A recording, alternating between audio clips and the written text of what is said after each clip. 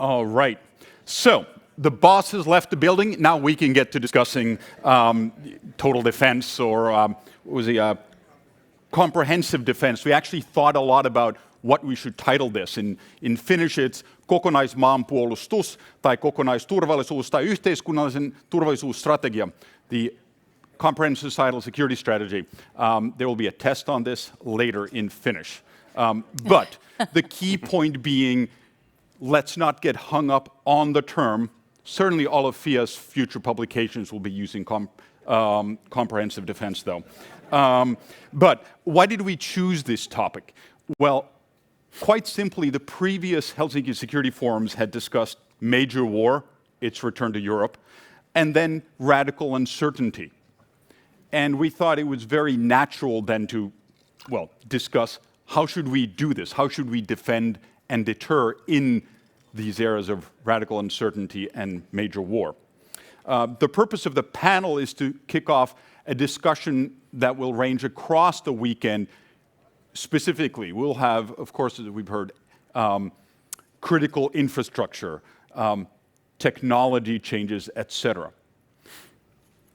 Here, I hope that in the next about hour and a half, we'll get some insights to at least the following questions. Against what kind of threats to societal functioning should total defense be developed? What are the fundamental concepts or building blocks when developing this? Of course, rarely can you copy any single thing from one country to another. And what role should militaries, civilian agencies, private sector, including large multinational companies, non-governmental organizations play in developing these comprehensive societal security architectures? And most importantly, and I assume this is going to come up, in developing these cultures of cooperation. Now, ultimately, states are largely responsible for doing this within their own borders, but cooperation is necessary. So we will also touch on what the EU's and NATO's role here may be. Now, to discuss this, we have 4 experts with a deep and varied background. Their bios, much longer versions, are online, so I'm just going to do a very, very quick introduction. No one came really to listen to me or to me to read long bios. So, first here, we have Janne Jaakkola. He's the Chief of Defense Finland. He served as CHOD since April 2024. Prior to that, he was the FDF's strategy chief. Prior to that, head of J5, so strategic planning, chief of logistics, and he's also served in Kosovo and Afghanistan and has a fairly long and distinguished career around Finnish Special Operations Forces. Then we have Marta Kepe. She's a senior defense analyst at RAND. She focuses on US and allied capabilities, irregular warfare, civilian-based resilience, and Russia. And her recent work, which is available on RAND's website, is on analyzing resilience and resistance in the Baltic states and in Ukraine.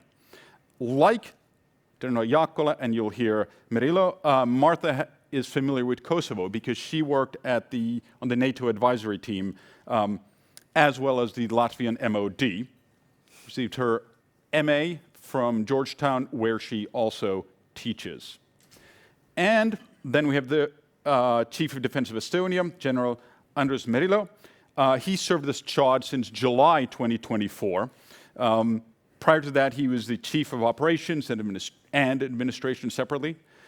His military education includes studies at the Finnish National Defense University. I, in fact, noticed his reserve officer badge or pin here, and the Command and General Staff College, the U.S. Army War College in the U.S. He has been deployed to Kosovo, but also Lebanon, Afghanistan, and Iraq. And then we have Charlotte Petri Gornitzka.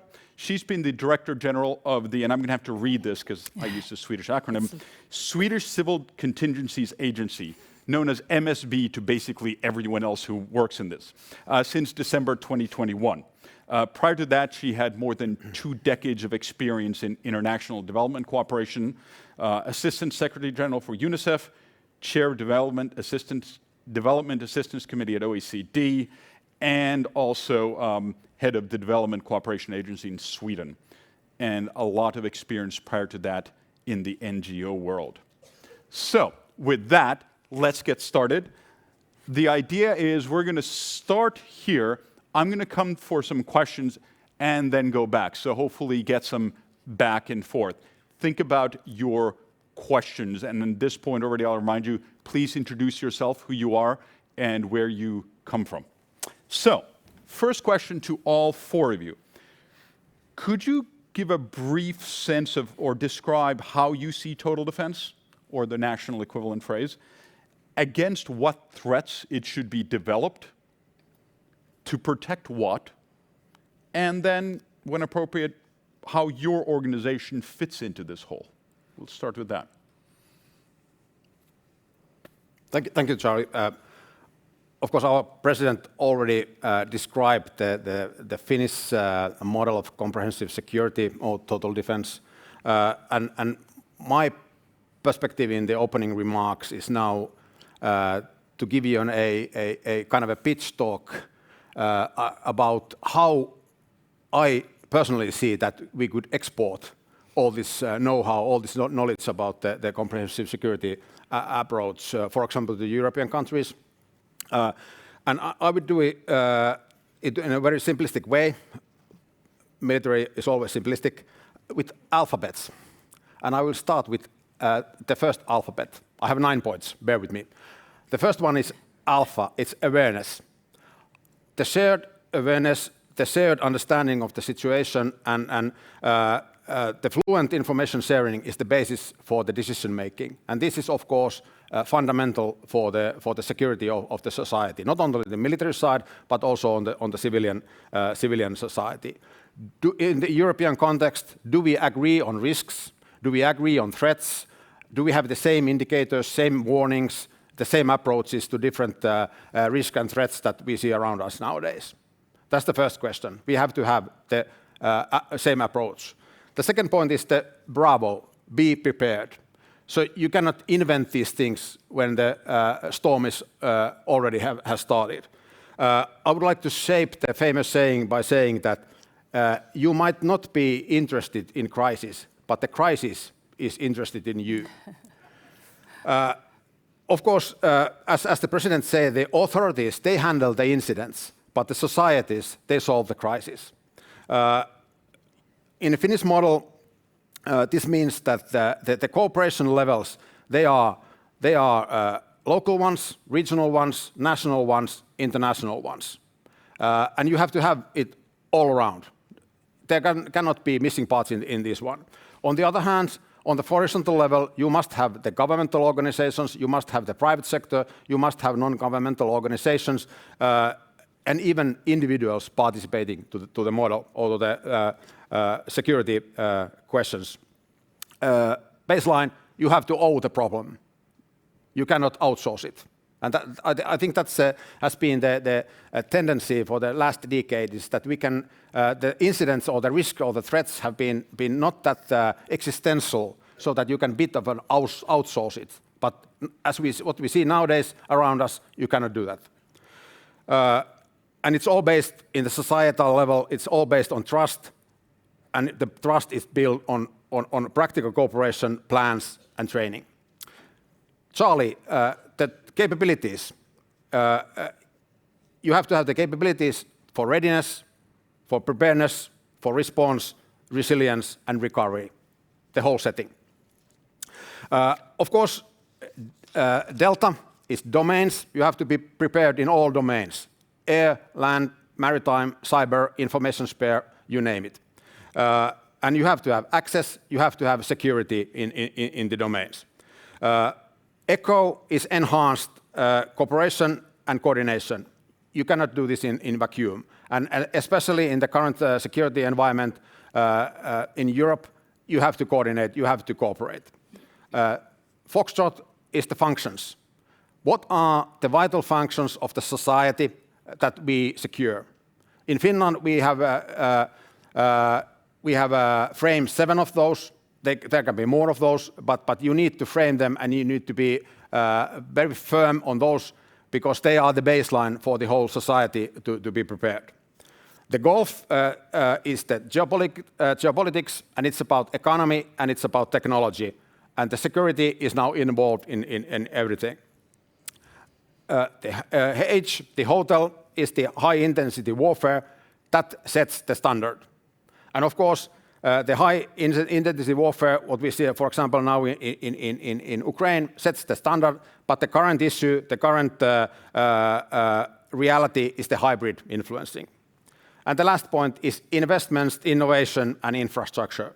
In order to be prepared, you need to have a strong economy, you need to have a strong internal market in order to build a baseline for the cooperation. Thank you, that was my pitch. Well, that's it. We can all go home now. Excellent. Thank you. Marta. Yeah, thank you. First, thank you very much for the invitation, and I'm so happy that this year the forum is dedicated to this very important topic, obviously a topic that's close to my heart. And I was also really happy to hear that the president also favors the term that I favor, comprehensive defense. But either way, as I'm thinking about what modern total defense or modern comprehensive defense and security should look like, I was putting it first in terms of what are the experiences that we have gone through. So, you know, we can go back, it's very popular these days to go back to the experiences of a Cold War, where the total defense concept was started out. Actually, it was Sweden as a very important actor there, right? As a result of those sort of total war experiences of Second World War and General Ludendorff's work on that before, actually, in the 1930s. But then over the last 30 years, we have gone through other approaches to national security. We have whole societal, whole of government approaches, all hazards defense. We have thought about how to address other threats to our nations, not just conventional military warfare. So those are all the sort of processes and changes in our thinking that I think should also inform our thinking about comprehensive defense today, in addition to the newfound focus on conventional warfare. Now, today, also particularly in the European context, you know, we're sitting here in Finland, relatively new NATO member state. For us today, total defense, comprehensive security also has that collective defense aspect that wasn't necessarily there for Sweden, Finland, Switzerland, Austria during the Cold War. So there is a collective defense element as well here to be thought about.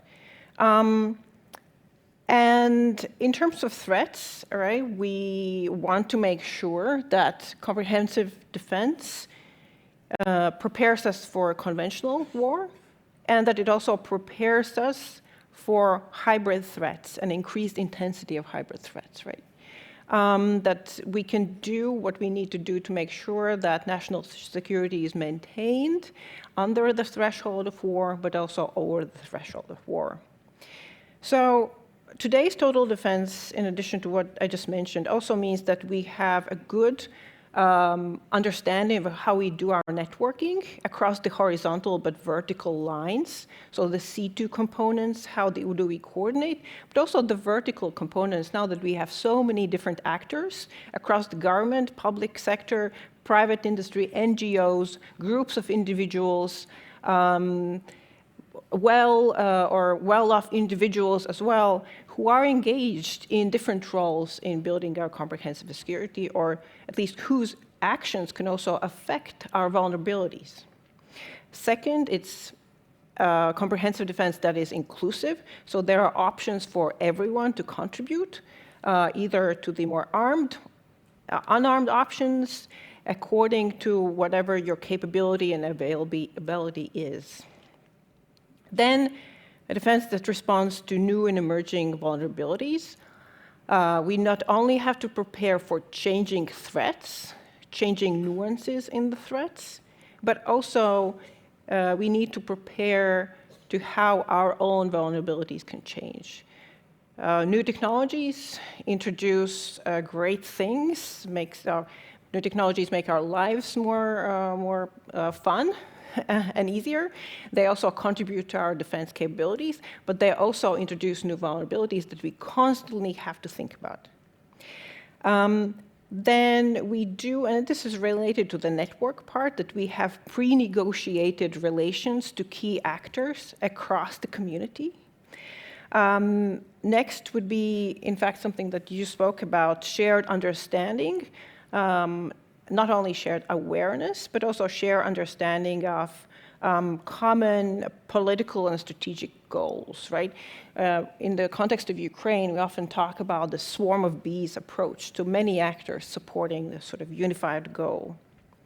And then last but not least, I think in today's environment, we talk and we have to talk even more about collaboration across regions, collaboration across borders. We do have great examples of that on a bilateral basis, on a regional basis. There are also EU role in there that supports some of those cross-border cooperation aspects. That is something where we should and do think about more because it offers us to share capabilities and have a sort of quicker surge of capabilities if and when needed as well. And last but not least, I think there's also an aspect that's related to not only having civilian capabilities and capacity to support military operations, but also the ability of military operations to support civilian crises if that additional support is needed. I'll stop here, but I have many, many other things to say later. Excellent. And I was about to break the idea of everyone getting to answer this because I have lots of questions already from you to others. But let's go through everyone first. Yeah, good afternoon. First of all, I think we Estonians, we are a very lucky nation because we don't have to guess what is our existential threat. We are living next to it, and we have lived next to it for centuries. And that's actually also the basis of our thinking regarding the total defense. First of all, as a nation, we have agreed that in case of aggression, we will never surrender. We will fight back. Yes. And even more, we have now established the aim that we will render any aggression unfeasible. In military terms, it's a very simple thing. We must win the war. At the same time, we know the fact is that nations win the war, armies win only the battles. And that sets the scene how we think about the total defense. We have to put all in if our adversary makes the move. It's not about spending more than 3% for the defense. It's once again, we are putting all in. Same as our good friends in Finland, same as our good friends in South, Latvia, Lithuania, etc. So that's the difference. In military terms, total defense, basically the system approach. We have to approach ourselves and our adversary as the system. We have to identify those critical nodes, what must be defended. Otherwise, if there will be knockout, our system will collapse and suffer the strategic paralysis. At the same time, we have to also clearly know what are those important nodes in enemy system. Because we all know that the first step in crisis management is to neutralize the threat. And it doesn't matter, is it military threat or just some natural disaster. We know that neutralization of threat is the key. So that's why in total defense thinking, we have also added that to succeed in total defense, you must have, and it's mandatory to have, offensive mindset in it. You cannot be passive, waiting until somebody will do something to you and makes first move. You have to be capable to inflict also damage to your adversary from very beginning of any conflict. So small nation Estonia doesn't have very much resources. To be able to use those resources effectively, you must also have system on place. Defense means that you are preparing to deal with some kind of threat. Identifying those, it's quite easy. But total means that you are ready and capable to mobilize all assets what you have, and even more importantly, under the one very clear command. And this is something what we must work very hard. And you had also, will add also layer of collective defense, then it makes all, let's say, different. I will not go too much in details in this regard. I think the questions will help us further. But total defense is something what is mandatory for small nations. Personally, I don't like the term total defense, neither the comprehensive defense. I like to say very simple thing, readiness to win. Thank you. All right, readiness to win, and Yeah. soon readiness to answer questions. Yeah. But first, let's have Charly. Thank you so much. I'm brave enough to say that I like the terminology total defense because you can really start to work from there. So let me start by saying that in Sweden, it's perhaps good for us to hear from colleagues that the total defense concept once inspired others starting in Sweden. But it's also really important to say that where we are today, we had to have a wake-up call. We live in a situation where we didn't see the threat as clearly as you just described. And I think that is an important, different point of departure for what we are discussing here. To simplify total defense, when we start to kind of unpack the terminology and see what we are, planning for in Sweden, to simplify, it's the military defense and the civil defense all together. Mutually dependent, interdependent. Civil defense is very much in a Swedish context aligned with the NATO 7 baselines requirements. It's really about building capabilities that is there to support the military defense, but more and more there to build the resilience that will make it expensive and very hard to actually try to go against us, if you will. So it is, as you said, it's very important for us when we rebuild, when we try to build back better in Sweden now, the civil defense. It is important to say that it's about a front leaning, it's about being active, it's about really understanding the change in which we operate. What are the threats? Well, obviously what we plan for now is war. We're not trying to build our capabilities based on experiences from the pandemic, the crisis, if you will. We try to understand what it would take if we were in a situation of war. And when we do that, we realize the gaps. And they are kind of facing us tough. I mean, we do have shelters, but they've been used for bikes and amusements for many years.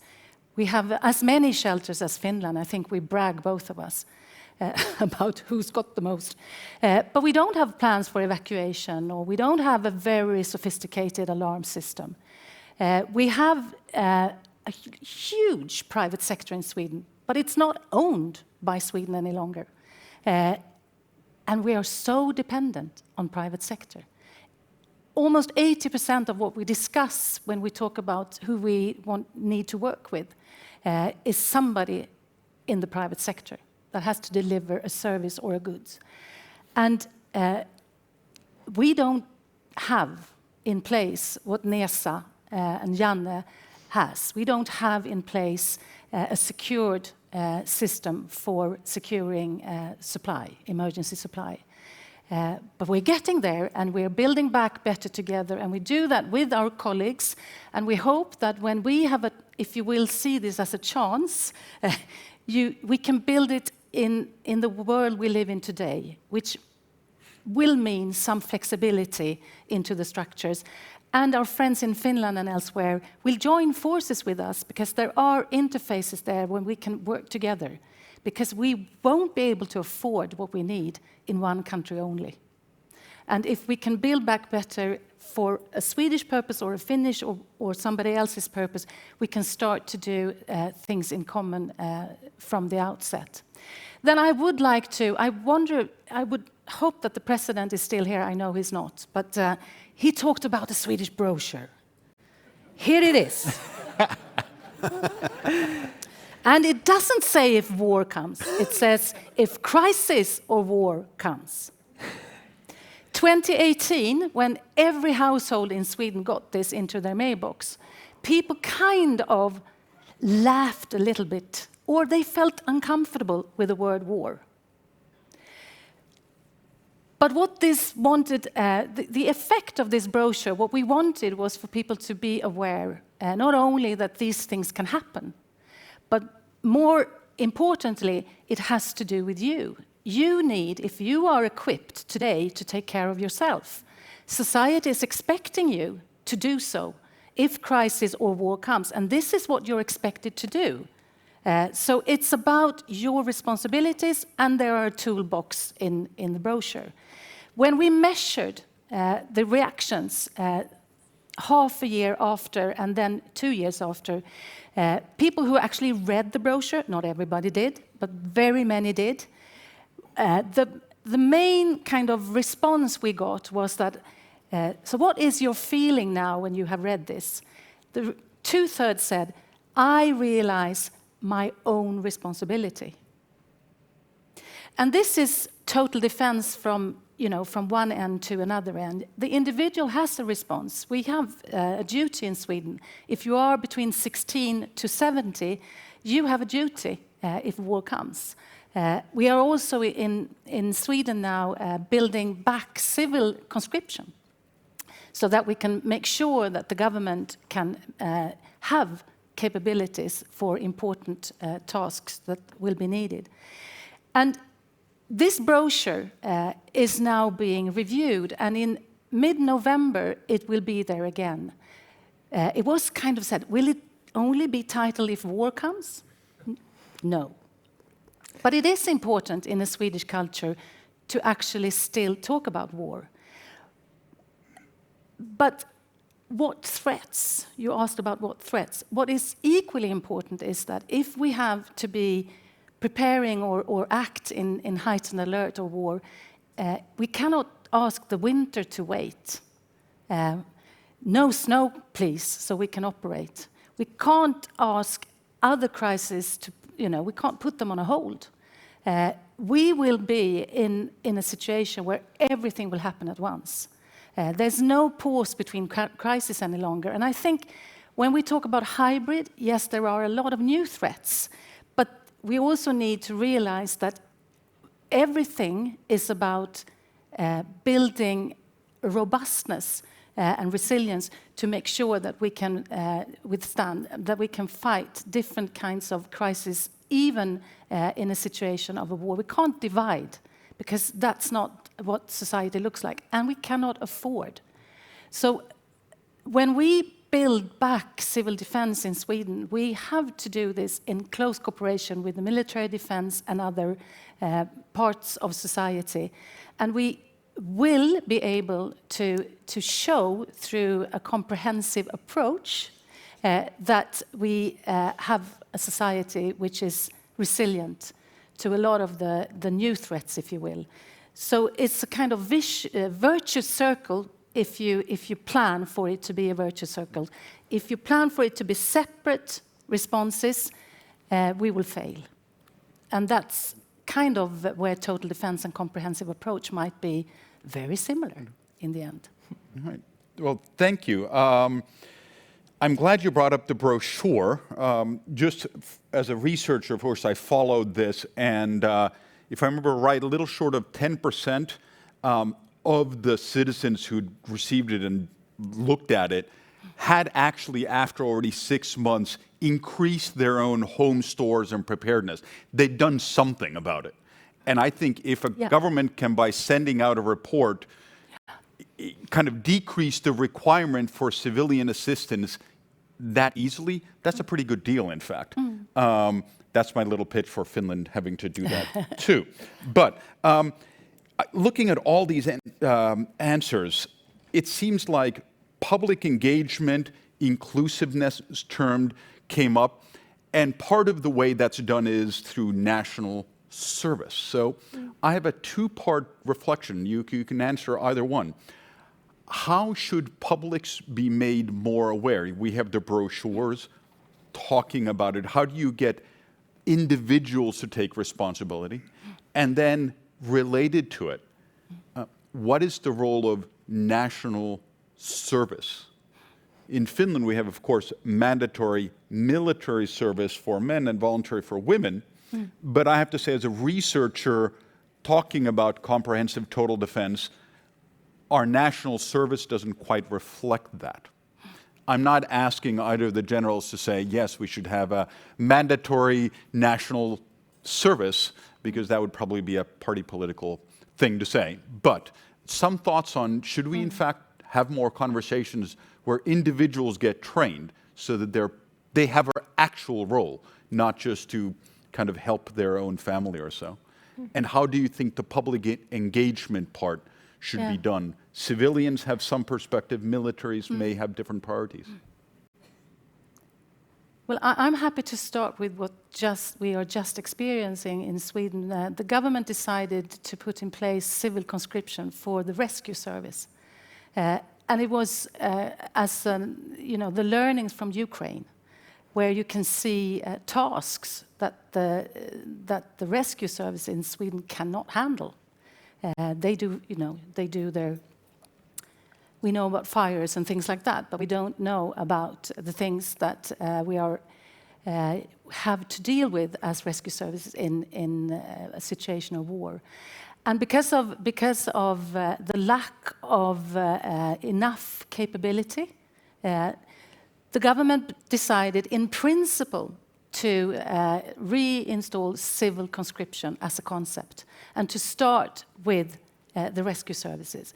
So now, as we speak, we are training people who used to work in the civil service. They have left the rescue services, they have left it, but they have still the competence needed.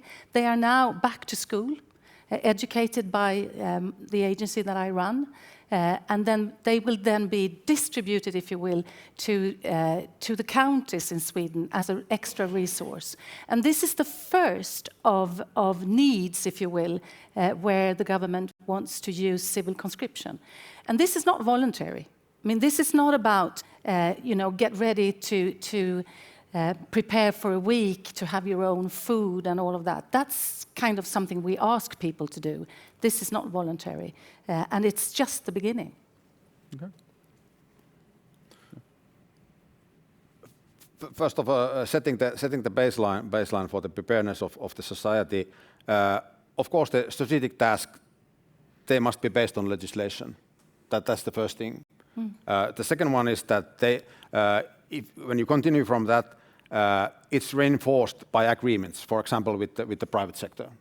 And the third element is supplemented by the voluntariness of the individuals and non-governmental organizations. I think in Finland it's not that much of a question of the understanding of the threats and risk and this kind of thing. It's quite, at least for me, self-evident that the awareness on this is quite on good level. But we almost have to understand and underline and also understand that the biggest and the most valued strengths of our society, physically, digitally, or constructively, are used as weapons against us. So there is this: what we value and what is the biggest threat. They are the same thing, and that's what we must understand. And the third point on this one is concerning that in the case of emergency, multiple of those, as you said, are there enough awareness in the society on an individual level that how much of your living standards you are willing to give up? What is the level that you are ready to come down? Because this is essential question on the political side when you are preparing. That what is good enough for the society? What's good enough for the individuals? Manage expectations. Yeah. So I think you raise a very important question that has, as an analyst, it's just a luxury for me to sit here and muse about different models, how different countries, different organizations do things, right? And this question of how do we ensure that individuals, but also groups of individuals, society are actually prepared? That the training or information that we offer or push to them through emails, give them booklets, that they actually read them, and that knowledge actually is taken up and they maintain that knowledge and information. That's a very important question. And it is relevant for individuals, it's also relevant for organizations, groups, and it's also related to these basic skills, like very basic things like, like the safety videos on airports, where it's like first take care of yourself and then put the mask on the other person, right? That is basically what we're trying to do on the individual level a lot. But also more advanced, teaching them more advanced levels, or making sure that we have enough people who have more advanced, maybe medical, emergency services related skills as well. Ukraine really shows us the importance of the ability to surge, emergency services, firefighters, medical personnel as well, right? Hospitals are attacked. Firefighters, fire capabilities, fire stations are attacked, and firefighters themselves are killed, injured, or in some cases even captured, right? So on the one hand, of course, civil conscription, for example, different organized activities or organizations where civilians can volunteer to make sure that they gain these skills and that their skills are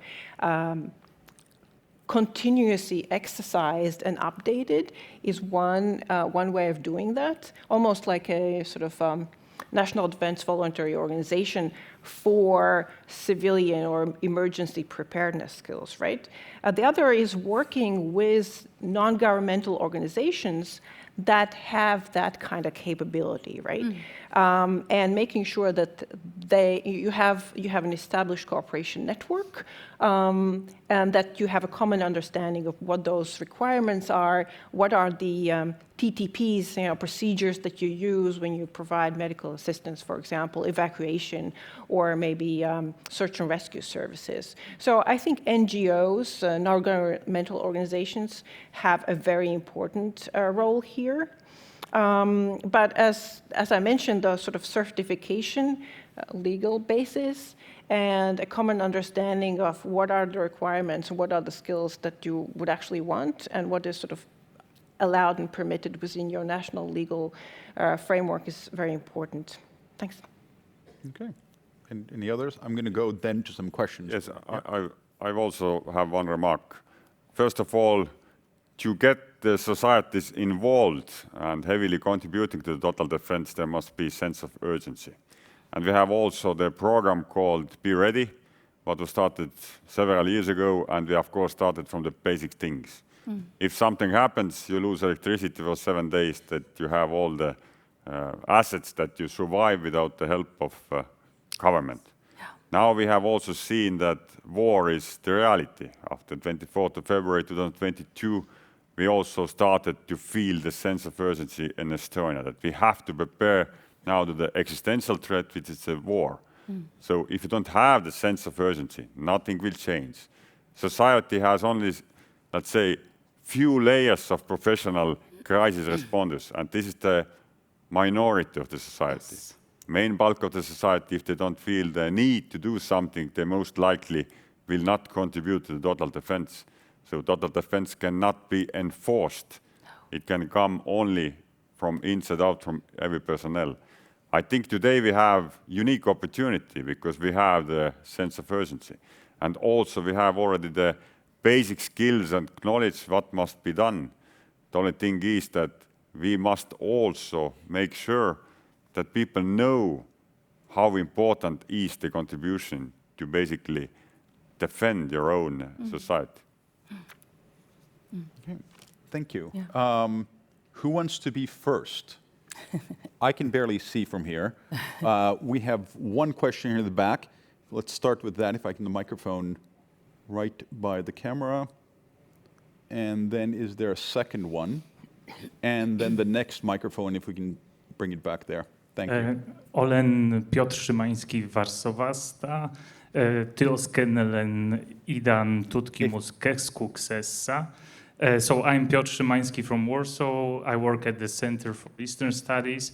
And thanks a lot for this interesting discussion. And I would love to hear from you one example of a good practice in cooperation with the private sector, involving the private sector in defense from Sweden, Finland, and Estonia, something which could be duplicated Europe around. Thanks. Thank you. Hi, Benjamin Tallis, Democratic Strategy Initiative, Berlin. Thank you very much for the contested discussion over total or comprehensive defense. I don't think we're close to either, because if we're thinking about this seriously, the Estonian Chod, the general mentioned, urgency motivates, but also so does buying into your society and seeing your future in that society. Now, that's not such a huge issue for the countries represented on stage, but it's a massive issue in Germany, it's a massive issue in the UK, in France and elsewhere, where there's significant societal dissatisfaction. People don't see their better future being served by those societies. This is why we see anti-establishment politics. This is why we see the kind of polarization that President Stubb was talking about before. So there's a big question there about how do you actually buy in your societies to seeing their future in them. If you not only want to defend, but then you actually want to be ready for victory, as the general said, to be siegfähig, that has to be a whole of society victory. Yeah. So there's a lot of deep cracks that we have to address there, and I'd be very interested in the panel's view on how we can learn from your societies in that. Thank you. Thank you. And as you think of your answers, both excellent questions. My quick reflection on the latter one, I often show a fragile state index map. It has like 120 different things that are measured in society. I don't show it because Finland usually ends up being number one. I show it to make the point that 100 years ago, if the map was made, Finland would be deep, deep red, having gone through the per capita deadliest civil war in then modern history, not being effectively industrialized, et cetera, et cetera. And it is the 4 or 5 generations since then that have made Finland a society and country worth defending. It took a lot of political compromise. It took a lot of accepting, I don't agree with this, but we need to make the country to work. I wish there was a quick answer to it other than multiple generations working together. But now, who wants to off either a private sector example or a reflection or on both. society? No, sorry. Well, no, please start. No. Okay. After you. I'm not going to say ladies first, but I did. First of all, start with the latter, and from a good point of departure, you can't lose the trust and commitment between parts of society if you have it already, which I think is a fair description of Sweden. When we did the pandemic, people kind of trusted recommendations. And that is something that you really need to nurture. So what are the threats to what we're trying to build now? Well, they are internal, as you say. Even, I mean, criminality in Sweden is really, really a difficult issue as we speak, and it is polarizing people's opinion. One of the things that we are working with from the agency that I lead, and to understand this, Sweden has very lean ministries. The government executes through agencies. There are 290 agencies in Sweden, that is the public service, if you will. If the Swedish people would start to really distrust those, things will start to dismantle very much. It's not only the government, it is the service through the agencies. So one of the things that we need to do when we ask people, based on some real threat, that take responsibility for yourself. We, the agencies, need to show much better, to communicate much better how we serve. And media won't help, because everybody wants to kind of scrutinize the agencies. We are not allowed to tell good stories, if you will, in the media. So this now you are. We are here, but I do think that it's such an important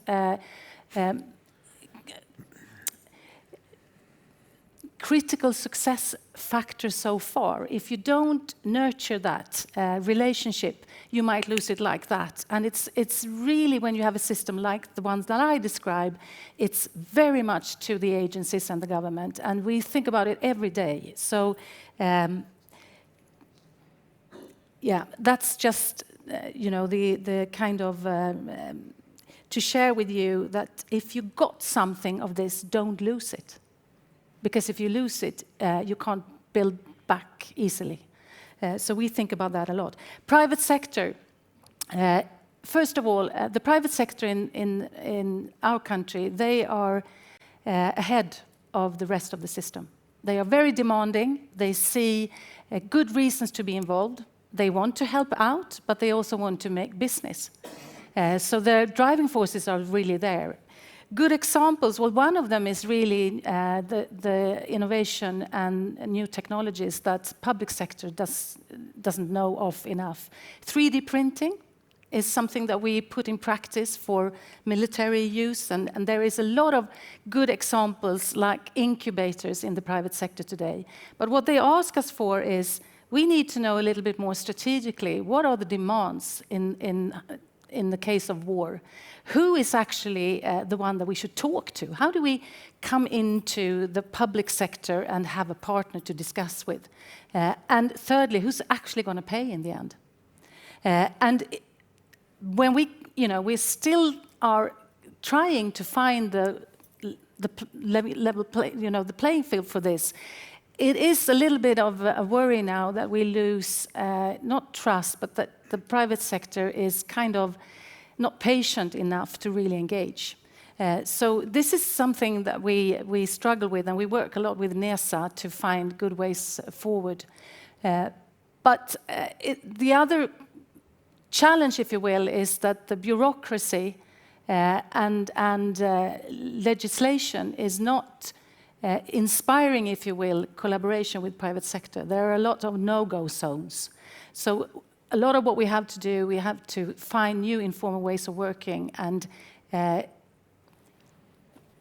public sector is not necessarily used to that. So good examples, yes, but we need to tackle this actor, which is the most important one, in a more systemic way, and inspire each other in doing so.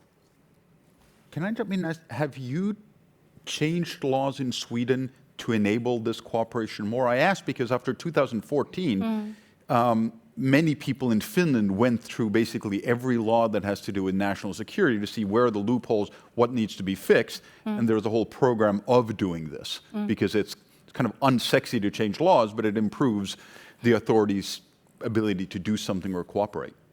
We are kind of in the middle of doing what you've done, but I would say that before it gets better, it gets worse. Okay. Because a lot of the security measures that we have to deal with doesn't allow everybody to be in the room, if you see what I mean. So private sector feel a little bit, we are not invited in the discussions that we need to be in. So security is hindering before we will get into that. There are also new legislation and how to make, agreements with companies and so on, but it's early days. Thoughts? Yeah. Thanks. Practical examples of the cooperation. First of all, let's take the Baltic Connector, the case from last spring. That was an example of cooperation between the authorities, defense forces, border guards, police, on Finnish and on Estonian side. Second example is the local defense concept of Finland, which is not so much about the defense forces. It's about cooperation on the very practical local level, as name dictates. So it means that not only the authorities, but also some local companies are involved in the exercises.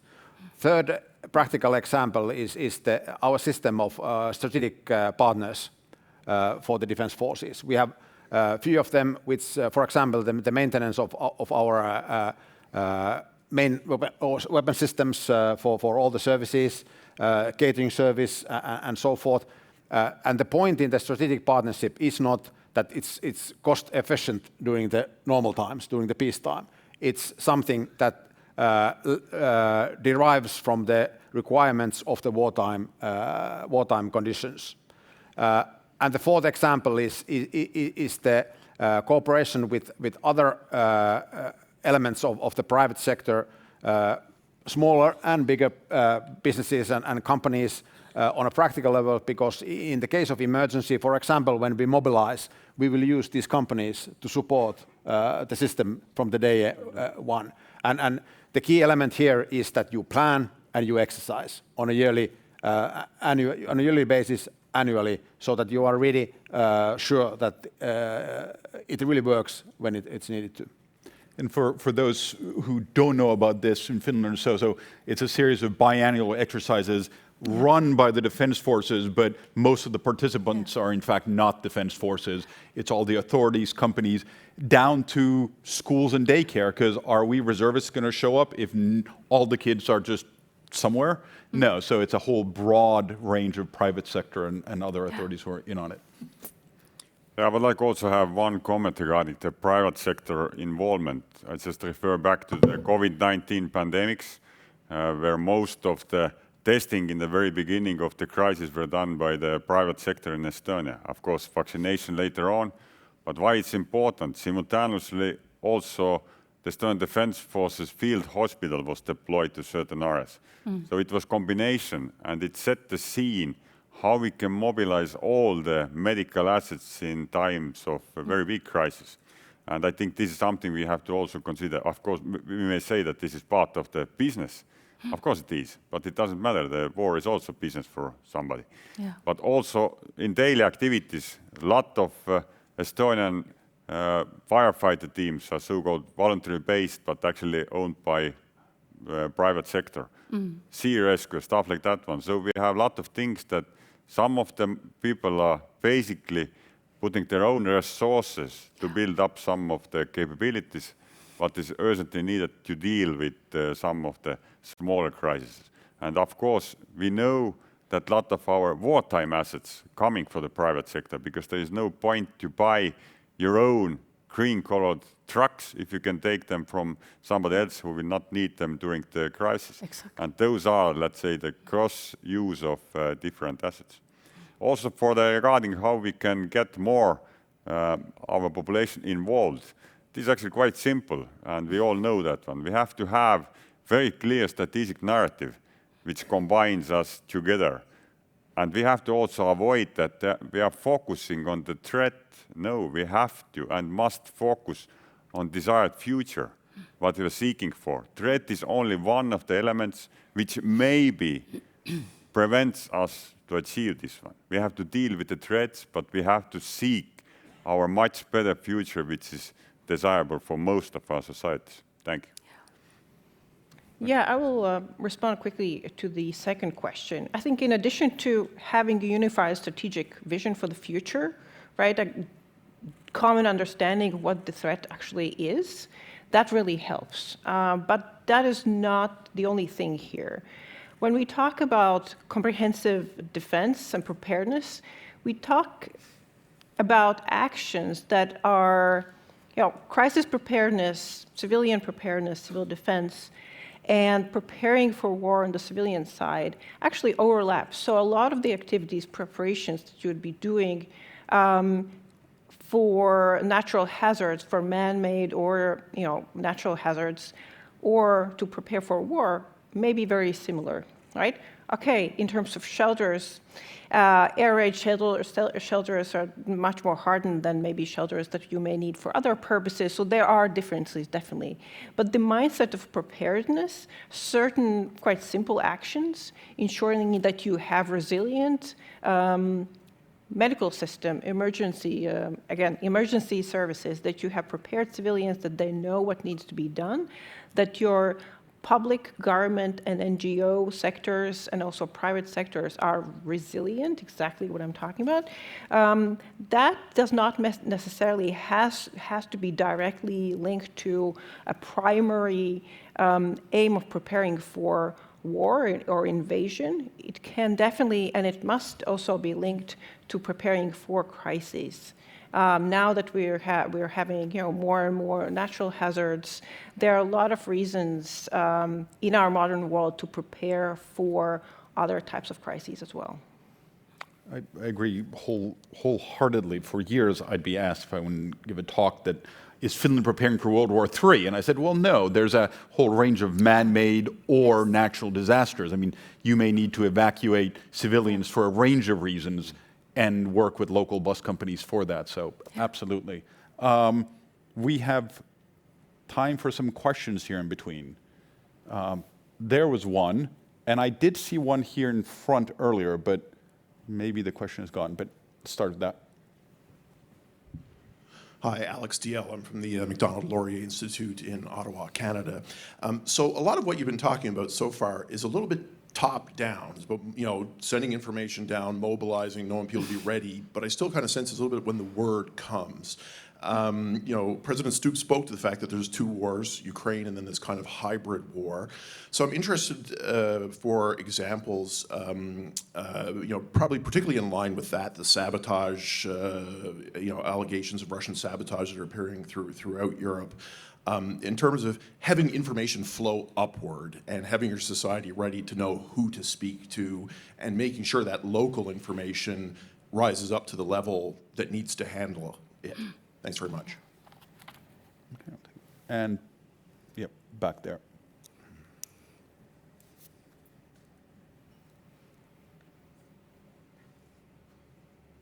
Markus Holmgren from Finnish Institute of International Affairs.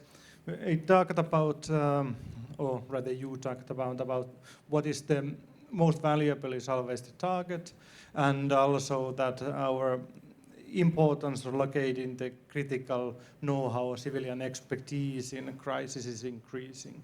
Well, I guess we could summarize it in that our dependency on privately produced capabilities is increasing, that the scope of technologies utilized in wartime and that are produced by private sector is ever increasing, not only in terms of the military tech, but also of communication and analytics and all sorts of technologies. And the worry in wartime then is that when these capabilities are in private hand, how to make sure that we keep getting them into wartime. So any suggestions how to build this kind of resiliency of commitment so that these companies, and especially if they're foreign companies, keep servicing the wartime economy when country risk rises. Whether we talk about technologies themselves or services that maintain those technological systems that military capabilities and civil society depend on. Thank you. I'm sure we're going to hear some military examples of how to ensure this as well as in civilian ones. Who wants to start? I will start with the first question. First of all, the war is always hybrid. It has been hybrid and it will be in the future. And it means that the enemy will use different approaches, assets, just to achieve their own goals. At the same time, also, the war is actually a combination of different crises. They just happen simultaneously. You must have resources to deal with them at the same time. For example, military forces conduct multi-domain operations to destroy enemy. At the same time, of course, there will happen some wildfire.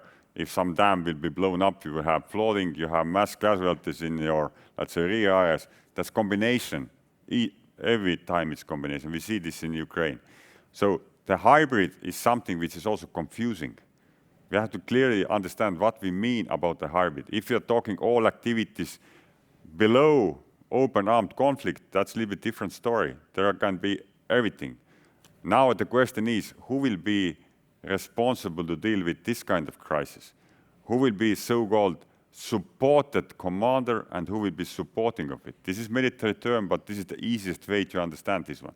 So I would argue that everything what is below armed conflict is not military forces, let's say, responsibility to deal with as supported command. That must be somebody else.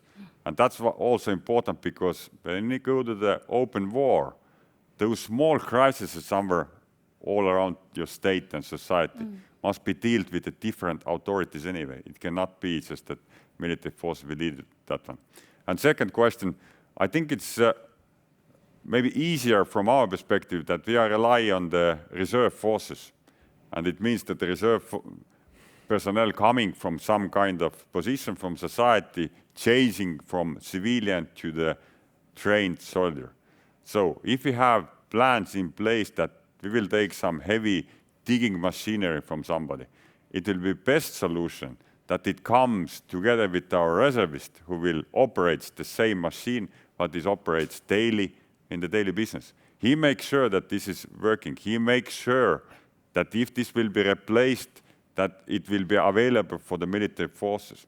So if you have a reserve-based system, this is one of the easiest solution. No need for legislation. It's just concept how to do this one. Okay.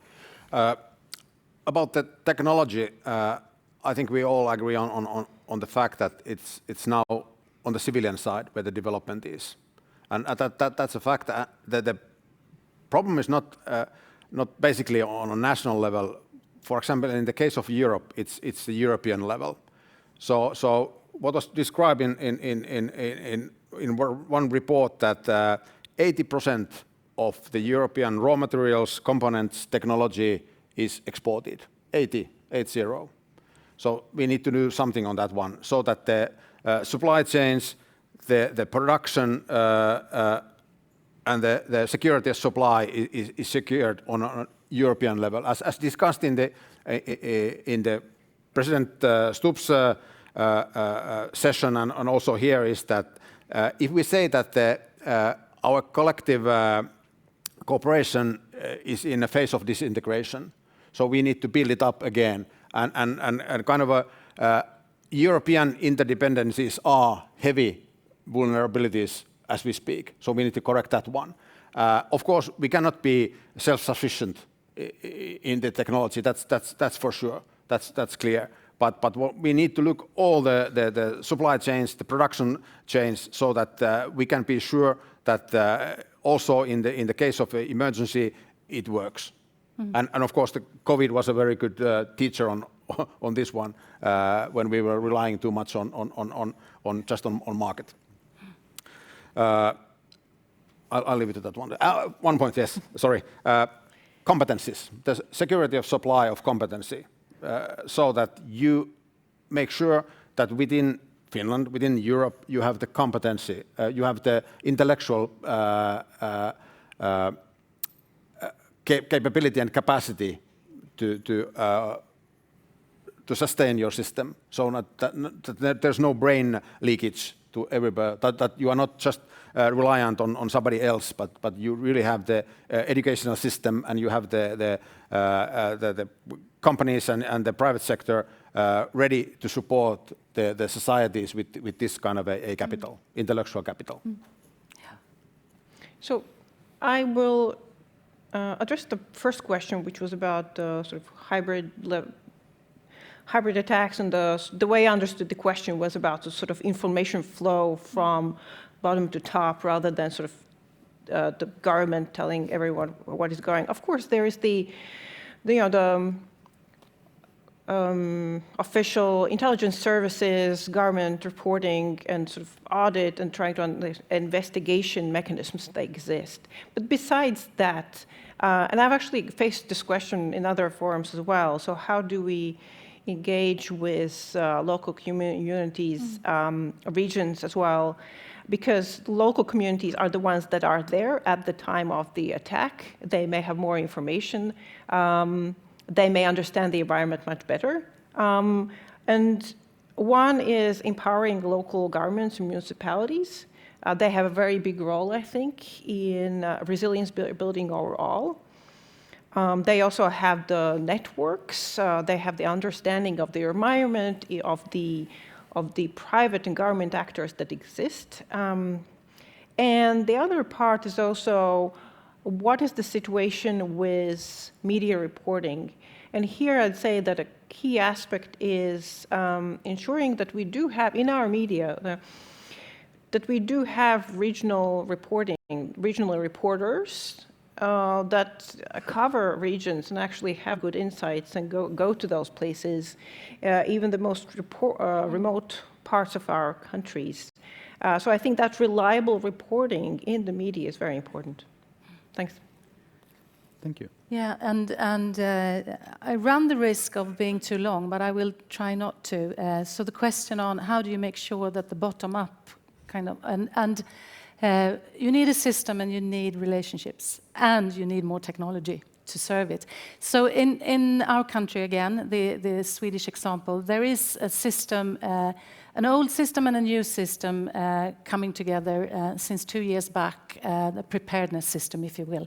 And it starts from the local level. 290, I don't know why we have 290 municipalities as well as 290 agencies. It's a coincidence, but that's the case. So the local municipalities, they have a system that they quickly report to a county level. And the node in this system is the agency that I lead, MSB. That's the geographical flow, if you will, from the municipality upwards. But then you have the horizontal, which is the agencies. 60 agencies in Sweden are mandated and obliged to work really focusing on preparedness as one of their capabilities. So they are also part of this system. And regularly, this group of people come together to paint a situational picture. And the picture is about what is happening in society and how are we equipped to mitigate. So it's an ongoing, circle like this. What we find is that it used to serve us very well, and it still does, but it's slow. So we need new technologies, and we need to make sure that it's, not fake. But we need technology to serve this system quicker. And that's where we are really now looking into new solutions. But we have the system, we have the relationships. What we also find in this system is that during crisis, it was okay to have a civil servant on a kind of, mid-level in all of this. But the harder it gets, the more important it is that you actually reach the leader, that you escalate to the decision maker. And this is something that we are now kind of aware of, that it has to happen, and that CEOs or heads of agencies, they need to take into their new role leading crisis. And it's not, it's not a given. So to get this system, up, bottom up, top down, to really work, you need the top level more engaged as well. All right, thank you. My reflections to the first question, relationships. I mean, if you go to the Finnish border, most of the people are happy to tell the local police or the border guard, I saw this. Now, I wish there was a system that I believe exists in at least most of Ukraine, where you can actually, once you've identified yourself, you can also send a picture and the video of the suspicious car or truck or whatever it is. So again, there's lots, I think, that we can learn from people who are doing it better under duress or learning of more. But then there's the cyber issue. I think it was broached here, I think, earlier. The private sector, of course, doesn't always have an interest in telling everyone about an intrusion. But on the other hand, the government then maybe be withholding. So it's very hard to know. We were the only attacked energy company, or did this happen to everyone? And I at least haven't heard anyone quite solve this conundrum yet, because there, I guess, speed is of great importance. Question, the idea of supporting and supported came up. Disinformation has also come up. So this brings me to the idea of communications. Sometimes military and civilian organizations, actors, private sector, have different interests in what you communicate. The president alluded to this. Do you want to raise awareness, or do you want to say everything's under control? How do you deal with this? Defense forces, Estonia or Finland, Sweden, or transatlantically? I mean, the White House says things openly that Finnish authorities would never say. how should we think about this in a total defense construct in terms of communication? Is it whoever's leading the action leads the communication? Yeah, I guess if I start that's of course not only communication, but it leads the whole response, who is of course in charge. But when it comes to the strategic communications, what is the message for the citizens, for the population concerning the crisis and the issues of? If I take the perspective on the military, from the military side, and what I've been emphasizing is not that, as Andrus said, not the threat, but our own response and our own measures to be taken. And of course, that's based on three elements. It's based on that you really have the capabilities, or if you don't, you have to develop them. Secondly, you have the will, and you show it. And third one is the communication part, which is not verbal. It doesn't have to be verbal. Mm-hmm. It can be also that you show that this is what we are prepared for. And personally, I think it's of course a option is to say that okay, within 5 years there is an opportunity that we are in war against this kind of a adversary. But my approach is that it's best to concentrate on your own doing, your own security, on your own measures in order to match up with the different possible scenarios and lines of operation, because that's the one part you can influence. That's the one thing that you can concentrate on, not just being afraid what's going to happen in the future. Same goes with the other incidents and other crises also. Mm. Yeah, situational awareness must always be translated to situational understanding. And this is the challenge. You may have all the information what you can get, but if you cannot translate it to understanding, this creates some confusion. And we can also be 100% sure that if something happens in terms of military incursion, we will lose the comms, at least temporarily. That will be 100% guaranteed. You cannot call to your pair to say, okay, something happened. The only thing how you can cope with this one is also military term, the mission command. The people must know what they must do in the case of something happens. And they must also be able to figure out how they accomplish the mission until they know what for they are doing this one. So those are the things that must be also integrated to the total defense mindset. It's not only technical solutions, it also mindset and concept must be put together, and that's how we can actually cope with all the unknowns what we even may not be able to ask today. Yeah, I guess the president again referred to Sweden, and it's so important to start with when somebody makes a choice how to communicate, the government, or in this case the government and the military defense and the civil defense in Sweden. When the choice was made was that we need to talk about the things that we haven't talked about. We need to talk about war because we take things for granted. That was the kind of point of departure, and I think it is fair to say that it probably has served the awareness in a Swedish context. But there are things that you need to know the consequences.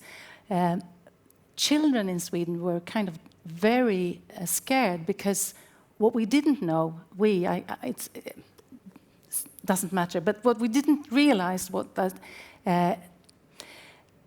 everything was communicated on TikTok directly to kids.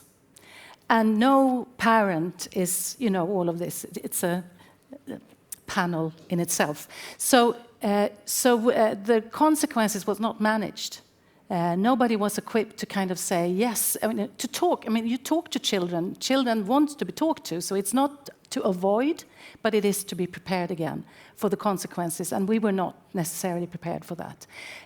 But I do think that a lot of other good consequences has come out of that. This could be reality. The other thing that I do think, and I talked about it before, we have the threat level of terrorism and antagonistic threat in Sweden has been, increased, and that was communicated to the public, and the public said, "What am I going to do about this? What are you asking me to do? Why do I need to know this?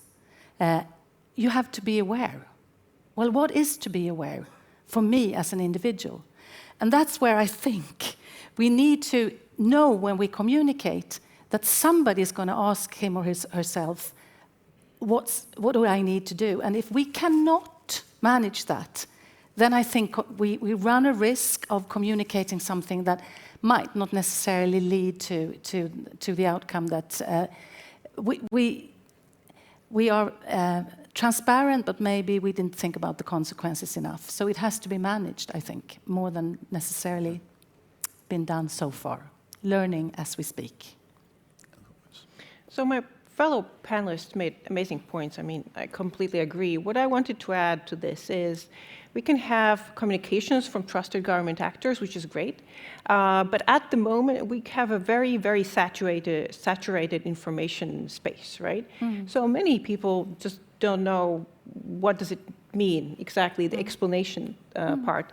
And Charly, I wanted to address the question that you actually asked at the very beginning of the panel, is where do our organizations come in? I happen to work for a research organization that provides nonpartisan, unbiased, objective research, right? So, and this is a little bit of a plug, but unintended completely, but I really think that this is why we need research organizations or explainers or unbiased media that explains what does this actually mean. That you can go to and, we need our fact checkers, we need our researchers, we need our unbiased, unpartisan media that explains to everyone who wants that information what really is going on. Thanks. Okay. Agree. I think we have still time for a question. We have one right here. And then if there's one more, I'm happy to take it. Hello, my name is Maxim Kravchuk. I am from the Embassy of Ukraine. And I changed my question over this discussion 3 times in my mind. Look, of course, for Ukrainians, it's a little bit difficult to build our perception of the total defense, because we have total defense on the ground right now. But my question to you, a little bit provocative. How much time do you have to build total defense in Europe? So in other words, how much time Ukraine have to win this war? And I would translate these 2 questions into another one. How could we raise awareness in Europe that Ukraine's victory is game changer? Thank you very much. Thank you. I guess we'll take that. Yeah, Marta. I have one sentence, I guess, to say. In my view, comprehensive security or total defense is not an end state, it's a process. So it will never end, the process will never end, and you will never, I guess, you can achieve a state where that you're comfortable with, but something always changes, vulnerabilities change, threats change, situation change, so it never really stops. Thanks. Yeah, I totally agree. And concerning the awareness of the situation in Ukraine and the necessity of the war to end in a favorable position for Ukraine, of course we understand it very well. I guess all of us here presenting countries nearby Russia, if that's not going to happen, then peace, so-called peace, will be a pause. And who is going to be the next one? That will be the question in a sense. We all understand that in every case we will have an angry Russia behind the border. But in the worst case, we have also empowered Russia. And then we really need the comprehensive security approach. And as you said, it's a process. Yeah. You cannot have a timeline for that. That you need to start today, preferably yesterday, but at least today, and you must do it tomorrow and the day after and so forth. Yeah, the question, how much time do we have? If I say any years, it will get viral, and I think I cannot stop it anymore. But I would say one thing, we are already too late because Russia is preparing for the escalation. It's unknown when it happens, where it happens, and how it looks like, but they at least currently have started a little bit earlier than we did. So we have to not only catch the Russians, but even do more to be ready once again to render any aggression against us, not only Estonians, but us, unfeasible. That's the key. Russia doesn't need 10 years to prepare, and Russia is not stupid to give us this 10 years. He will make the next move as soon he will be ready to basically achieve much higher tempo than can we respond. Ukrainians today not fighting for us. Frankly speaking, they are fighting and dying instead of us. The Russia decided to attack Ukraine. I will bet Russia had different options, but I think the most urgent one was to select Ukraine. That's the key.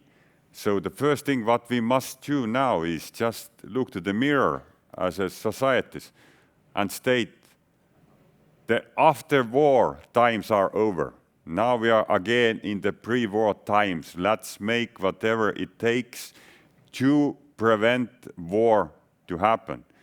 Most critical one is to support Ukraine to win, because if Ukraine loses, then we have completely different setup. And winning for Ukraine means not to just destroy Russian tanks in Ukrainian territory, to destroy the targets which are the legitimate one in the Russian territory, which are feeding the Russian war machine. That's the key. That's what we can do now, and that's part of the total defense. We are contributing to the defense of Ukraine and creating total defense among ourselves. Thank you. So 2 time frames. One is the planned one, where it takes money and building new competencies. 5 years is the kind of long-term plan, but we really exercise regularly if it happens tomorrow. So there's two time perspectives, tomorrow and a little bit more long-term. It's a very technical answer, but I think, again, that's where we are. We need to mainstream the awareness that this can happen tomorrow. So some years ago, we did these huge exercises that took 2 years to plan, and then, now we provide a lot of desktop or tabletop exercises to keep people alert to, if it happens tomorrow, we need to work with what we have. So that's the 2 perspectives. And we are ready for tomorrow, and not only to fight back once again, but we're ready to win. But the cost today is too high for the victory. That's what we have to build up the total defense. Wow, thank you. I'm not even going to try to summarize. I feel like your last 4 comments would have been a perfect just summary of our discussion, but some key takeaways. So what I'd like to do is just to ask everyone here to give a round of applause for what I think is a brilliant set of panelists.